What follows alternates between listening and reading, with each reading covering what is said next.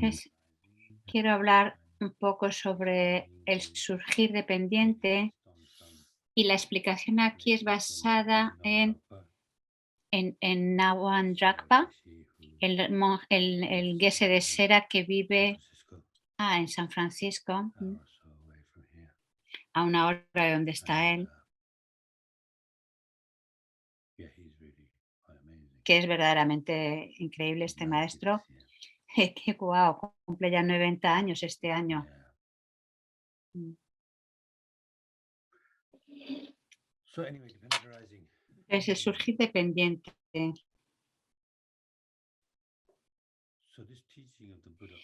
Estas enseñanzas del surgir dependiente son increíbles. Una cosa que me acuerdo muy claramente con Lama Yeshe solía decir, nos solía alentar a reflexionar sobre y meditar en el surgir dependiente tanto que no pudiéramos, porque decía que cuanto más comprendes el surgir dependiente, entonces más cerca estás de comprender la vacuidad. Y cuanto más entendamos el surgir dependiente, más cerca de comprender cómo las cosas se aparecen, que es bastante diferente de cómo realmente son, porque no se nos aparecen como dependientes, sino como independientes, completamente independiente de todo. Y esto es lo que llamamos el objeto de negación o objeto a refutar. Si escuchamos aquí las enseñanzas de Kyat Yesopa Rinpoche, a menudo, a menudo utiliza el término tibetano Gakcha. Gakcha,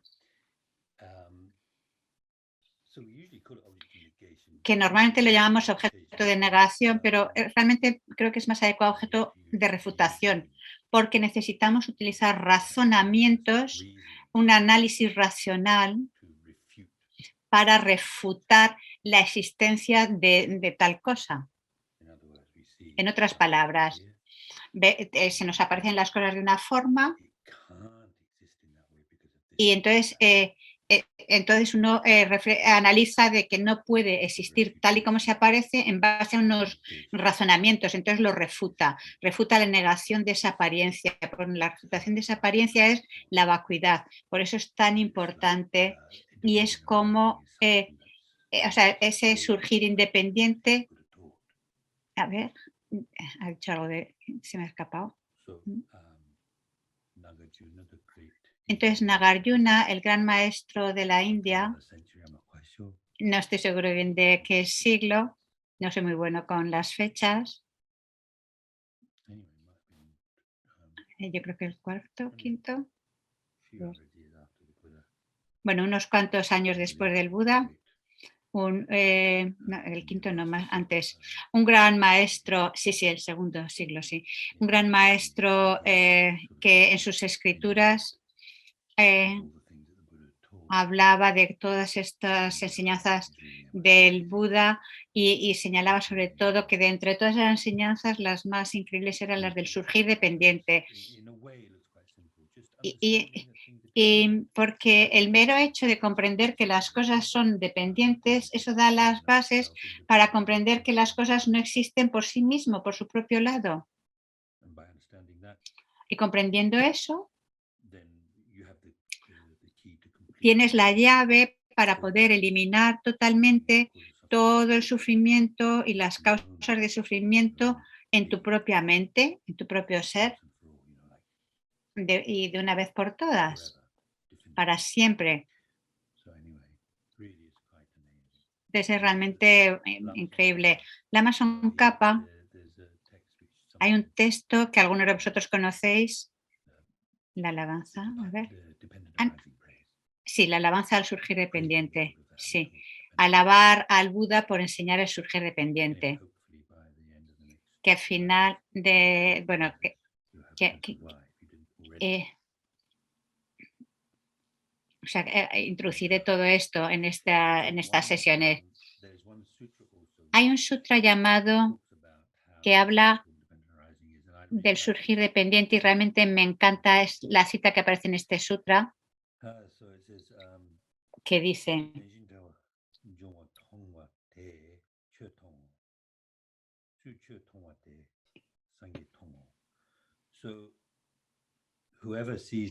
quien quiera que ve el surgir dependiente ve el Dharma. Quien quiera que ve el Dharma ve al Buda. Así, el sutra del brote de arroz. Yes.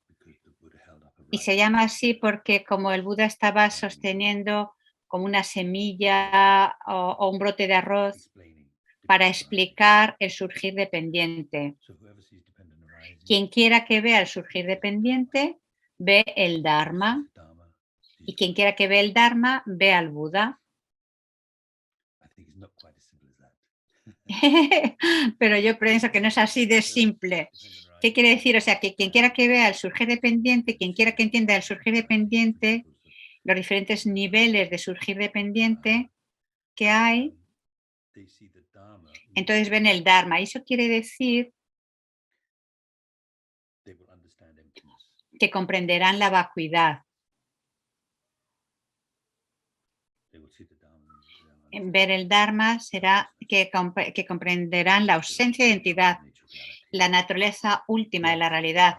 Quien quiera que vea el Dharma, ve el Buda, quiere decir que una vez has comprendido la vacuidad, si te mantienes la meditación en ello, si sigues meditando en eso, especialmente en conjunción con la bodhicitta, la compasión, el amor bondadoso, esa combinación completamente, esa meditación elimina completamente todos los velos que ayer por la noche hablábamos, los diferentes oscurecimientos. Y ver el Buda significa que tú llegarás a ser Buda. Eso es lo que nos muestra. Y por supuesto es algo que tienes que analizar por ti mismo, pero eso es lo que el Buda pronunció, lo que el Buda dijo. Quien quiera que comprenda el surgir dependiente comprenderá la vacuidad. Cualquiera que comprenda la vacuidad podrá lograr la iluminación, la budeidad, para el beneficio de los seres.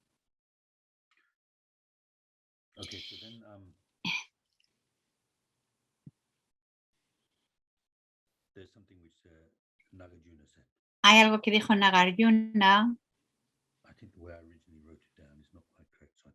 que lo he escrito, pero no muy bien creo que dice, y es algo así.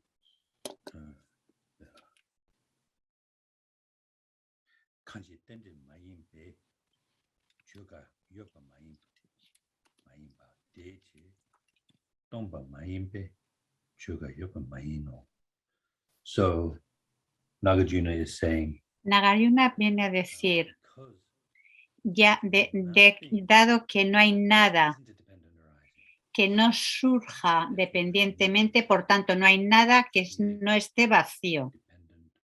Es decir, vincula surgir dependiente y vacuidad de forma muy clara, diciendo todo surge dependientemente porque y porque todo surge dependientemente, todo está vacío. Eso es lo que quiere decir. Porque todo existe dependiendo de otras cosas, por tanto está vacío. ¿Vacío de qué? Vacío de... Hay diferentes expresiones que usamos, pero el significado es el mismo. Vacío de existir por su propio lado, vacío de existir por su propia naturaleza, vacío de existir de forma independiente o a nivel último, o también podemos decir vacío de existencia verdadera. Todo esto viene, sería como decir existencia independiente, que es como que en su Rinpoche lo decía así. Es decir, cuando decimos existencia verdadera, vacío de existencia verdadera, etcétera, es decir, es que está completamente vacío de existencia independiente. Porque de hecho es así, no hay nada que sea independiente. por lo tanto, está vacío de ser independiente. Todo está vacío de ser independiente, de existir de forma independiente.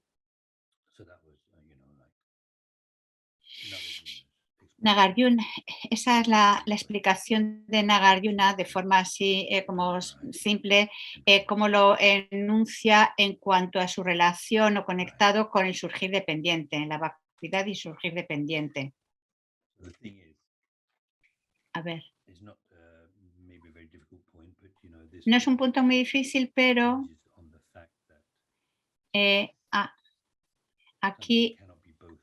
aquí nos dice, o sea, algo no puede ser a la vez independiente y dependiente. Porque si algo es dependiente, no hay forma de que si es dependiente pueda ser independiente y viceversa. A lo que se refiere a esto es que ya que todo es dependiente, no existe en la forma en la que se nos aparece. Porque la forma en la que se nos aparece a nosotros es como si fuera totalmente independiente. Ese no es un punto fácil de comprender. Tiene que ver con el objeto de negación, el gaksha, es decir, el objeto a refutar. Y eso lleva tiempo comprenderlo, ser capaz de verlo, de localizarlo. Pero pienso que incluso durante este fin de semana podemos empezar a tener una idea de a qué nos referimos, a la realidad de cómo las cosas se aparecen como de forma independiente. Entonces, como son dependientes, por lo tanto, no existen independientemente tal como se nos aparece, en la forma en la que se nos aparece. O también podríamos decir de forma más concisa, ya que todo es dependiente, nada existe como se aparece. ¿Y cómo se aparece? Como independiente. Si las cosas existieran como se aparecen, entonces no serían dependientes. Bueno, la principal es que dependiente e independiente no hay nada que pueda ser las dos cosas, dependiente e independiente. Ese es el punto a tener claro. Y también hay otro verso de Nagarjuna, de la sabiduría fundamental, de los versos de la sabiduría fundamental, que dice, y lo digo en tibetano, porque quién sabe la traducción, y puede que lo que yo diga sea total basura, pero bueno, yo digo por lo menos las palabras que dijo Nagarjuna, por lo menos para que tengamos unas huellas correctas de lo que dijo Nagarjuna.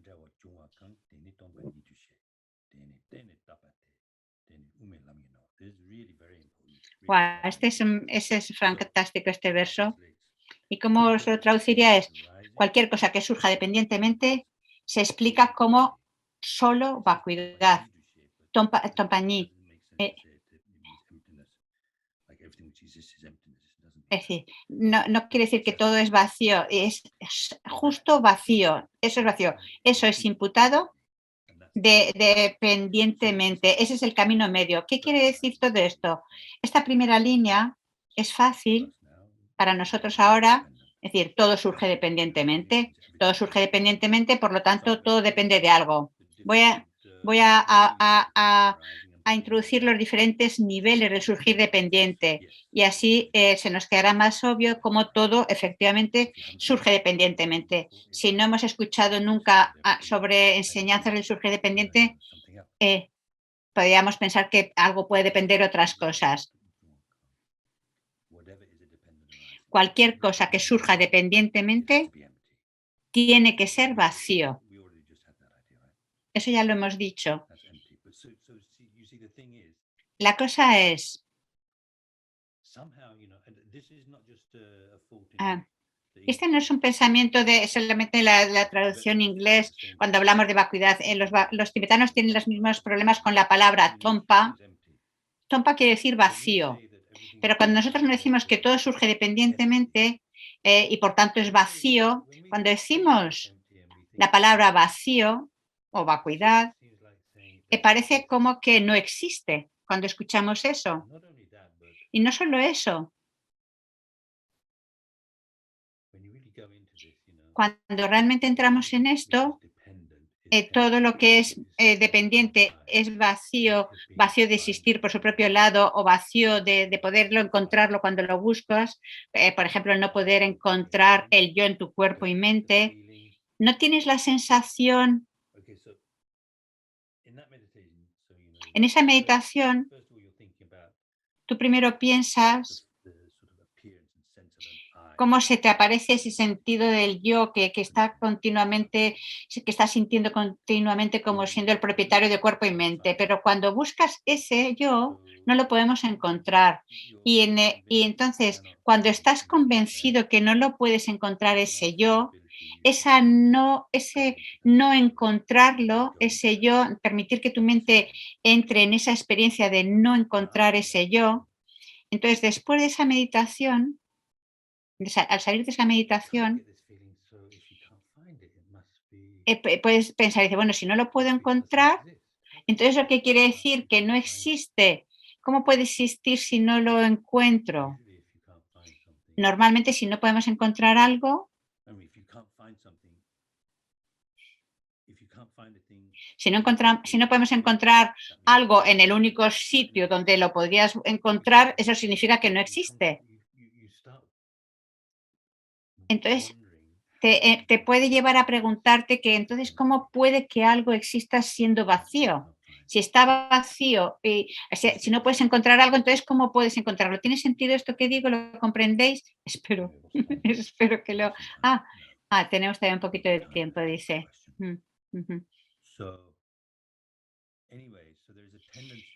Entonces, ¿qué quiere decir? Que hay una tendencia para todos y cada uno de nosotros, incluso para los grandes maestros, no solamente para nosotros, también para los grandes maestros, que piensan, dicen, bueno, si yo no puedo encontrar algo, eso tendría que implicar que no existe, porque si existe, tendría que encontrarlo, y si no, no existe. Esa es la tendencia. Y Nagarjuna nos dice,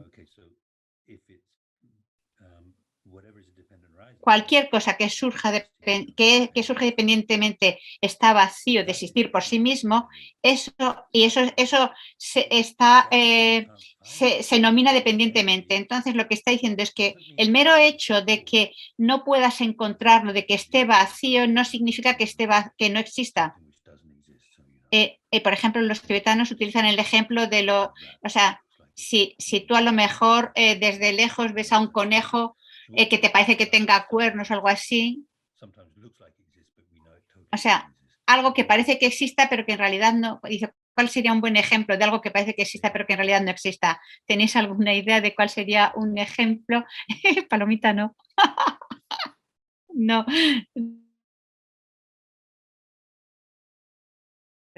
Está preguntando un ejemplo.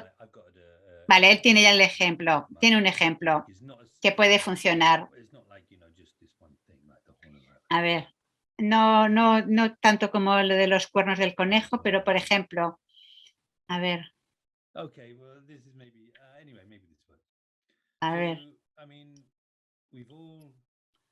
todos, todos vemos el atardecer, ¿no? Por ejemplo, cuando se mete el sol, podemos verlo. Es interesante porque sabemos que el sol no se va, no está dando,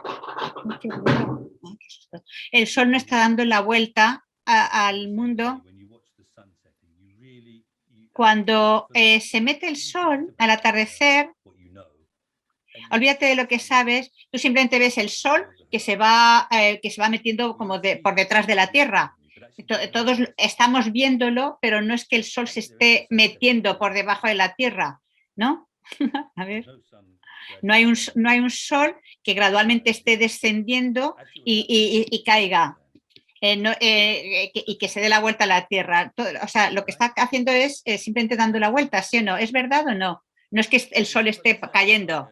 Eso es lo que vemos, pero no es lo que está pasando. Porque sabemos que es verdad, que no es que el sol esté dando vueltas a la Tierra, sino que somos nosotros los que damos las vueltas al sol.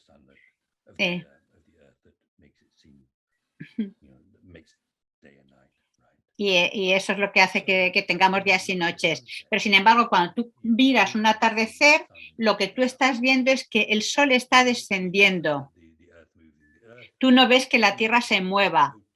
La Tierra parece estar completamente fija y lo que se mueve es el sol. Eso es lo que tú ves. Parece que lo que se mueve es el sol y tú estás y la Tierra está quietita.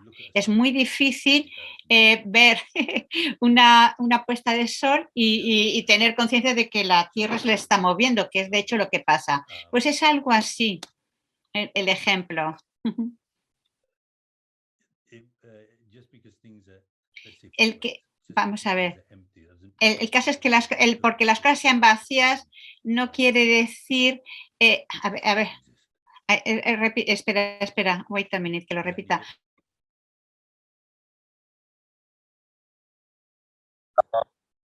That last, yeah, yes, y le pido que lo repita.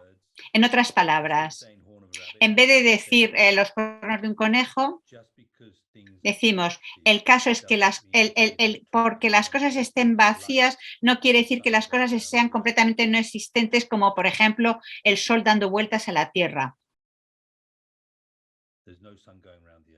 No hay un sol que dé vueltas a la Tierra, ¿correcto?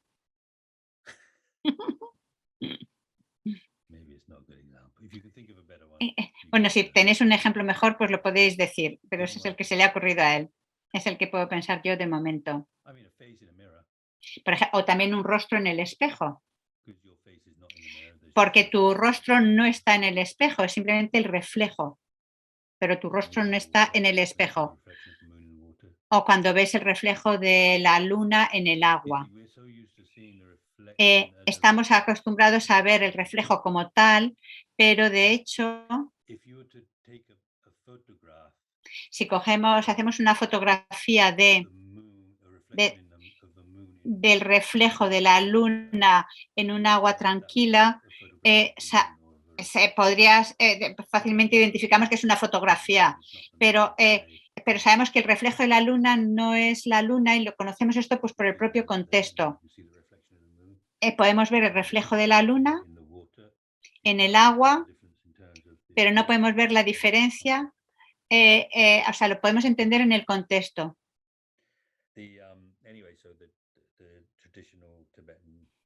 El texto tradicional, los textos, el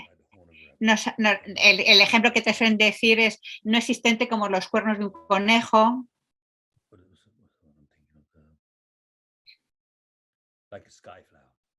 O como una flor en el cielo, que crece en el cielo.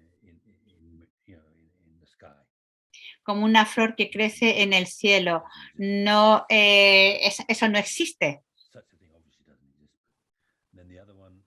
Y lo otro, que hablan así como el hijo de una mujer estéril. Es decir, algo es no existente como el hijo de una mujer estéril. Eso quiere decir que si tú ves un hijo con una mujer, ese hijo o hija, o sea, no puede ser el hijo de una mujer estéril porque una mujer estéril no puede dar a luz. Es decir, no tienen hijos. Por lo tanto, ese sería otro ejemplo, un hijo de una mujer estéril, como algo no existente. La palabra sánscrita para surgir dependiente es pratikya samupada. Pratikya es algo así, es surgir dependiente. Entonces, el surgir dependiente tiene 3 niveles. Uno de los significados del surgir dependiente es encontrar, otro es dependencia. No, perdona, dice, uno es como en relación, otro es en dependencia. A ver, vamos a ver. El primero es encuentro, que se refiere a esto en relación a causa y efecto. Por ejemplo, que las plantas crecen de semillas. O como nosotros o como de un huevo, nosotros hemos nacido del huevo fertilizado de nuestros padres. Es algo como muy directo, ¿no? Esa relación de causa-efecto, que puedes verlo cuando, por ejemplo, cuando se construye una casa, cuando que algo se va construyendo pues, en base a la madera, ves las diferentes causas, condiciones que conducen a tal resultado. Es decir, podemos ver que eso sucede debido a todas esas causas y condiciones. ¿Pensáis que hay algo que no dependa de varias causas y condiciones? A ver, ¿pensáis que hay algo que surja por sí mismo sin depender de causas y condiciones? Es algo que hay que reflexionar.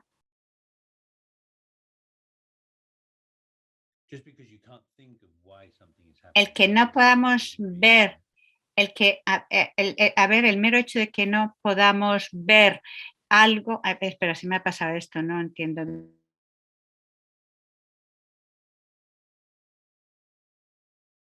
Just because you don't know why. El que no sepamos por qué algo no sucede no significa que no haya una razón para que eso suceda. Ok.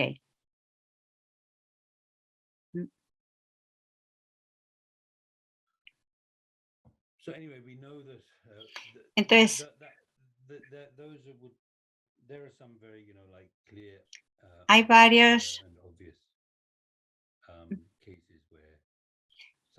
varios casos en los que algo existe dependiendo de causas y condiciones. Si pensamos, por ejemplo, la planta que surge de una semilla, por ejemplo, un brote de arroz, que surge de la semilla de arroz o del grano de arroz. Ese es un ejemplo perfecto. Sí. Si no tuviéramos las semillas, si no tuviéramos el grano, entonces ese brote de arroz no podría crecer, ¿correcto? Entonces ahí vemos claramente causa-efecto. La causa es la semilla y el efecto es ese brote de arroz. ¿Correcto? ¿Tiene sentido? Sí. Eso en cuanto a cosas externas, sí podemos ver esa lógica. Tenemos un cuerpo, una mente.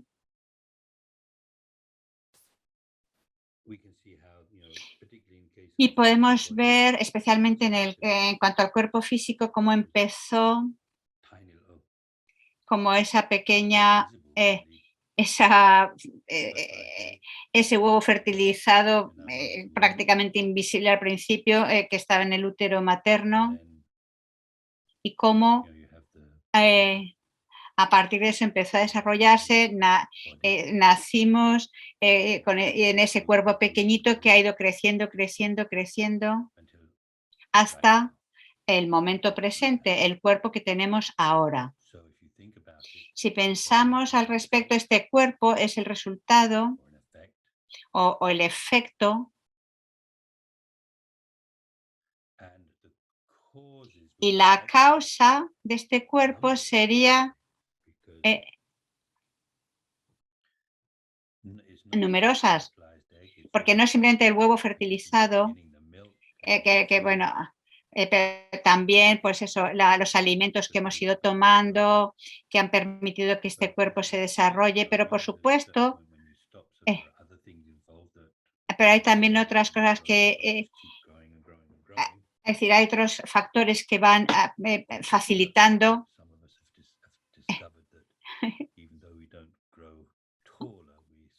También podemos ver que, que en determinado momento, aunque ya no crecemos a lo alto, sí que crecemos a lo ancho, para algunos de nosotros, expandiéndonos en el universo. Ay. Entonces, causa-efecto. Esas serían las causas. A veces distinguimos entre causas y condiciones, pero si hablamos de causa-efecto, esas serían causas ordinarias. Toda esa comida que hemos comido hasta ahora por ejemplo, sería causas que aterrizan aquí en esto, en este resultado del cuerpo, causa y efecto. Y de hecho, podríamos ir un poco más atrás diciendo, un poco más lejos, que ese huevo fertilizado, porque antes estaba el huevo y el esperma. Entonces, todo lo que condujo a que tu madre y que produjera ese huevo, ese óvulo y el padre, o sea, todas las causas que condujeron a la producción del óvulo y el esperma, todo eso serían también causas. Entonces, si podríamos así ir hacia atrás, a sus padres, etcétera. Porque tenemos un padre, madre, tenemos 4 abuelos, 8 bisabuelos, 16, ya ni sé de qué, y así, si vamos así hacia atrás, imaginaros. Wow. Acabamos en muchísimas. Tiene que haber una cierta. Hablamos de las mitocondrias, creo. Así, las mitocondrias de la madre. ¿Habéis escuchado eso de las mitocondrias? La lógica creo que es muy interesante para nuestra meditación en bodhicitta, porque nos ayuda a sentirnos cercanos a los seres, a la familia humana, que si pensamos, todos nosotros tenemos una madre. Hablando en general, no es que una madre, a ver, algunos humanos tienen la misma madre, ¿correcto? Tienes hermanos y entonces tenemos la misma madre. Pero si cogemos a todas estas madres, esas a su vez tienen sus madres. Y algunos también van a tener, comparten la misma madre, o otros son hijas únicas. Entonces vemos como que cada vez el número de madres y más, como que se llegaría a una madre, donde empezaría todos. Eso. Pero a menos que hablemos de 2 diferentes especies de humanos que vivan a la vez en un planeta, que no es, que no sabemos, que posiblemente no es así, no evita la conclusión, o sea, que sería como que todos procedemos de una madre. Eso nos referimos con la I, creo que dice de mitocondria. Pero podríamos seguir el mismo patrón con el padre. Y que entonces sería como el átomo, los cromosomas. Entonces, estos dos probablemente se encontraron en un momento. Entonces, es decir, teniendo en cuenta todas estas generaciones, esto empezaría con la madre que tiene hijos, y estos tienen hijos, y estos tienen hijos. Y llegamos así a estos billones de seres humanos que estamos aquí ahora presentes en la Tierra. Entonces, todas esas generaciones son causas en cuanto al cuerpo. Y bueno, y en cuanto al cuerpo, pues llegaríamos hasta el Big Bang. ¿Qué sucedió antes? Algunos dicen que nada, pero en el budismo, de acuerdo al budismo, diríamos que sí. A ver, que ya, que era parte de un ciclo. De la forma que se formó el universo, luego desaparece, y luego hay otro Big Bang y demás. Es decir, toda esa serie, ese proceso. Causa, efecto. Todas esas cosas son causas que conducen a un resultado. No significa que esas causas produzcan otros resultados, pero en relación a este cuerpo, todo eso serían diferentes causas que han conducido al cuerpo presente. Entonces, en ese sentido es dependiente. Muchas causas que conducen a este resultado presente. Y así con cualquier cosa que por ejemplo, la ropa que llevamos, tu casa, los muebles, todo eso se llaman resultados de, o tú mismo, no necesitas que alguien te lo explique, piensa por ti mismo en la evolución de todas esas diferentes causas y cómo todo eso tienen a su vez, todo lo que ves tiene a su vez sus causas anteriores, que a su vez tienen otras causas y demás. Y entonces, por un lado, causa-efecto y sin esas causas, lo que tenemos que tener claro es que sin esas causas el resultado no sucedería. A veces es más obvio en algunos casos que en otros, pero de lo que se trata, o sea, si no hay un huevo fertilizado, entonces este cuerpo presente no estaría aquí, yo no estaría aquí, no tendría un cuerpo en el que nacer si no hubiera sido a partir de ese huevo fertilizado. Esto desde el punto de vista budista sería como la mente que entra en ese huevo fertilizado, pero necesitamos ese huevo fertilizado para llegar a este cuerpo. Si ese huevo fertilizado no hubiera estado, no estaríamos aquí. Y eso en relación al cuerpo, pero si pensamos en cuanto a la mente, cómo la mente, por ejemplo, el entendimiento, cómo percibimos las cosas, todo eso no sucede por sí mismo, no como no, por sí mismo. A un nivel lo podemos ver muy fácilmente, muy claro. Por ejemplo, las experiencias de la niñez o de las vidas pasadas que traemos de vidas pasadas, las predisposiciones, es todo ese tipo de cosas.